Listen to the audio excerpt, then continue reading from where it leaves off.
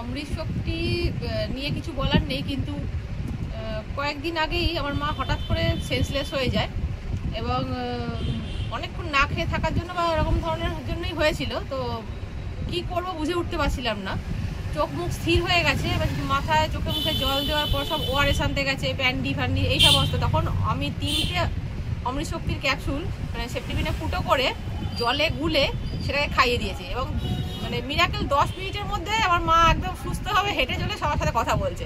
মানে এটা মানে অবিশ্বাস্য, না দেখলে বোঝার মতো নয়। যে মানুষটা শুধু নার্ভ চলছিল, চোখ মুখ পুরো স্থির, সেই মানুষটা 10 মিনিটের মধ্যে অমৃত শক্তির জন্য পুরো একদম সুস্থ।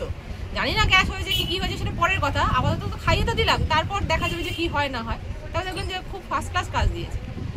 তো যদি মানে বিশ্বাস না করতে হয় বা কিছু, একটা অন্তত ঘরে এনে রাখুন বা কোনো সময় যদি দরকার পড়ে খেয়ে দেখুন, তারপরে এই রিভিউটা হয়তো আপনারাও দিতে পারবেন। কারোর কথা শুনে নয়, নিজের ব্যবহারটা নিজে আর কি পরীক্ষা করে নিন যে কতটা ভালো। মনে হয় প্রত্যেকের একটা ঘরে রাখা উচিত, মানে বাচ্চা বয়স্ক সবার জন্য।